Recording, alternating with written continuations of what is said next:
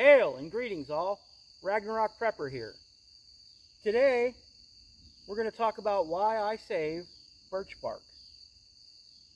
I was going through my chore list today and I saw that I had quite a nice supply of birch bark that I needed to process to get into my kits.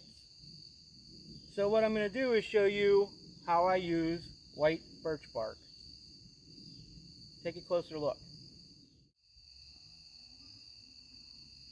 Now, for those of you who are unfamiliar with white birch bark, here is a piece of the bark here. And this piece came from a piece of firewood. So you can see that the inner bark is still attached to the outer bark. Now, when you find it in nature, it's more commonly going to look like this. It's going to be these curled strips, and the interior of the wood will probably be gone. But these strips are tender, almost leathery feeling, and they peel very nicely. What's interesting about white birch bark is that it is an excellent fire starter. This stuff will light when it's wet, when it's dry, and there's a reason for that. Inside the bark, there's a compound that gives it this white coloring. And that compound is called betulin. And what that does is the outer cells of the birch bark are filled with these crystals from this compound. And that compound is what gives birch bark its flammability as well as its waterproof capability. For those of you who are unfamiliar, the Norse used to use birch bark for numerous things. They would even make horns, beads. They would cover the roofs of their homes in it, as well as make shoes, containers, and other protective clothing. They even use it as a food source. You can make flour from the inner bark of the birch tree.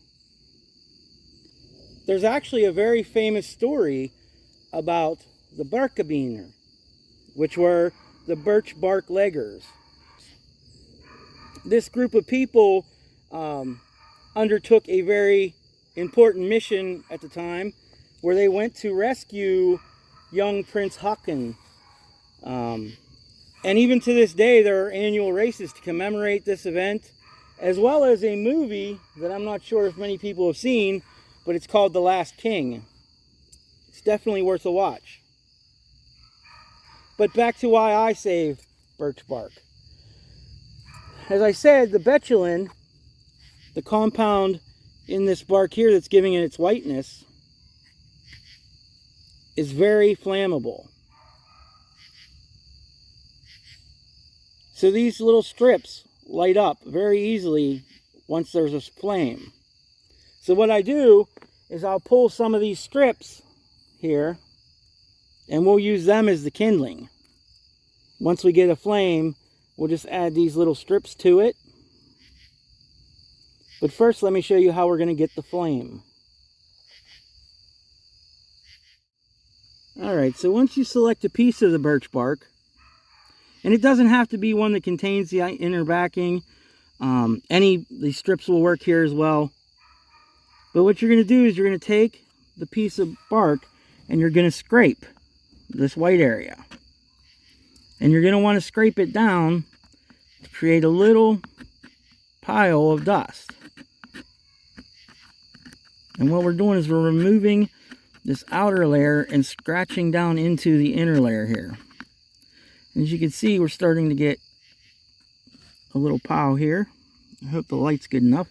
I wanted to do this kind of close to dark so that you could see the spark. I'm just going to take and keep making a pile.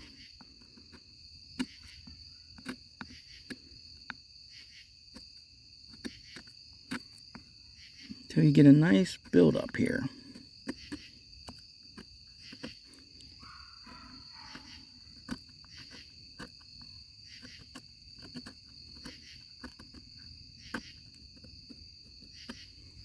I'm using a small piece here, but that's okay. Just got to be extra careful, not scraping our fingers in it.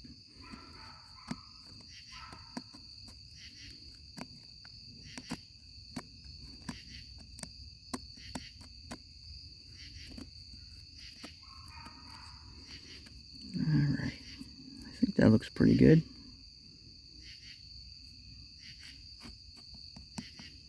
You want to make sure you got it nice and fine and all jumbled together here. Alright. So let's grab our ferro rod.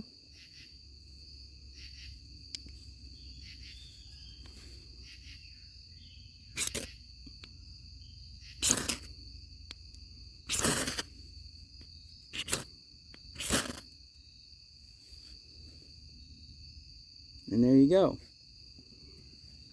Now once you have your flame, you can start feeding the little strips on that they light right up.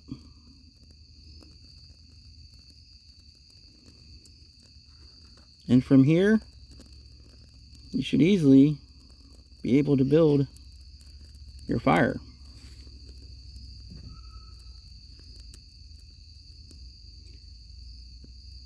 Now what else is interesting about the betulin is that it's what gives the birch tree the ability to survive in the winter and in the cold areas. Because that white reflective coating on the bark, it stops the tree from freezing and expanding and freezing and expanding, which cracks a lot of trees, especially something like birch. So that's one benefit to the betulin. But also, like we said earlier, native cultures as well as the Norse and even the pioneers used birch to make things like canoes, to make containers, due to the waterproof capability of the bark, which is all resulting from the hydrophobic compound of the betulin.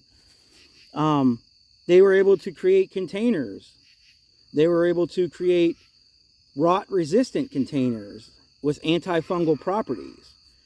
This tree also has a lot of medicinal uses by all these cultures as well, which we'll discuss at a later time.